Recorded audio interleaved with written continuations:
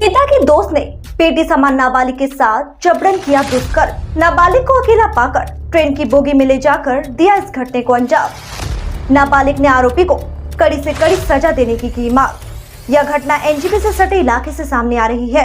इधर शिकायत के आधार पर एनजीपी जीआरपी की पुलिस ने आरोपी को गिरफ्तार कर लिया।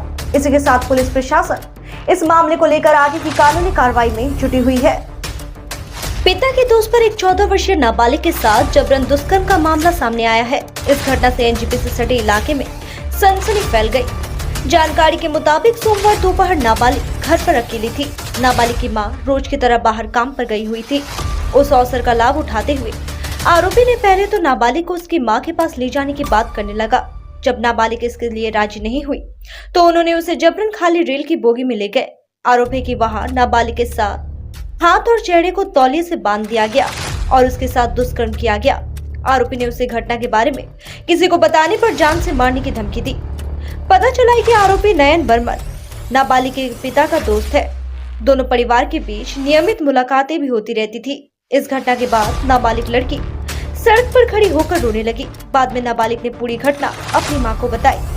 इसके तुरंत बाद नाबालिग के परिवार की ओर से एनजीपी जीआरपी थाने में शिकायत दर्ज कराई गई, जिसके आधार पर पुलिस ने शख्स को गिरफ्तार कर लिया। गिरफ्तार व्यक्ति का नाम नयन बर्मन है। वह हाटीडांगा क्षेत्र का निवासी बताया गया। पीड़िता ने आरोपी को कड़ी सजा देने की प्रशासन से मांग की है। फिलहाल पुलिस प्रशासन इस मामले को लेकर आगे की कानूनी कार्रवाई में जुटी हुई है।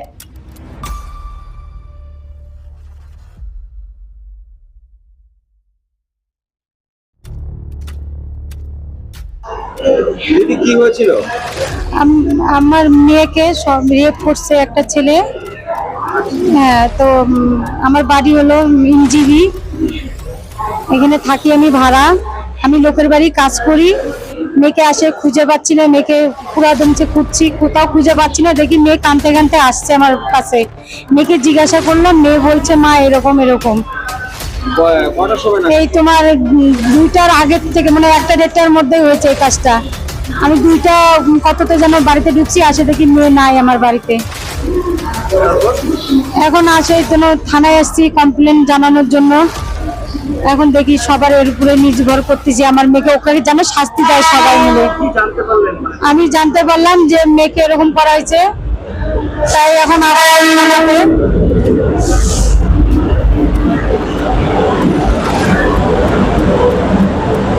আমি ওই ছেলেটার শাস্তি চাই আজকে। ওর হ্যাঁ, ছেলেকে চিনি, আমার হাজবেন্ডের বন্ধু। ও আমাদের সাথে সবসময় ওটা বসা করছে। আজকে উনি আমার এই ছেলে আমার মেয়ের এই অবস্থা করছে, ওর আমি শাস্তি চাই। হ্যাঁ, ওকে ডেকে নিয়ে গিয়েছে, বাড়ির গেটের সামনে থেকে ডেকে নিয়ে গেছে। বলছে তোর মার সাথে দেখা করাতে নিয়ে যাব। আসে দেখার পরে দেখি মেয়েকে এখানে নিয়ে এসছে। মেয়ে বলছে মা কাকু আমাকে এখানে আনছো কেন? বলে কি চ, তখন ওর হাত পা বাঁধে মুখ চোখ বাঁধে নিয়ে আসছে। নিয়ে এসে স্টেশনে এরকম করছে ট্রেনের মধ্যে। হ্যাঁ, আমি চাইছি ওর যেন শাস্তি হোক। ওরও ঘরে 2টা বাচ্চা আছে, ওরও যেন শাস্তি হোক, পুরো শাস্তি হোক। আমি এটাই চাই।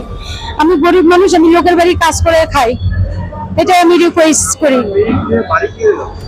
হ্যাঁ, মেয়ে হাটে হাটে বাড়িতে আসে, আমাকে বাড়িতে ভিতরে নিয়ে গেলাম। মেয়ে আমাকে বলছে এরকম এরকম।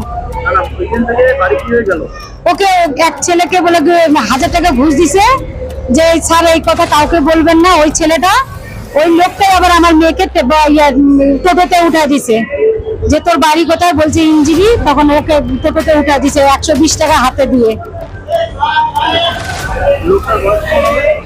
বয়স তো বলতে পারছি না, মানে কোনো ভালো হবে তোমার কত। হ্যাঁ হ্যাঁ, আমার স্বামীর বয়স তোমার হবে তোমার 40-50 বছর হয়ে গেছে বাবা।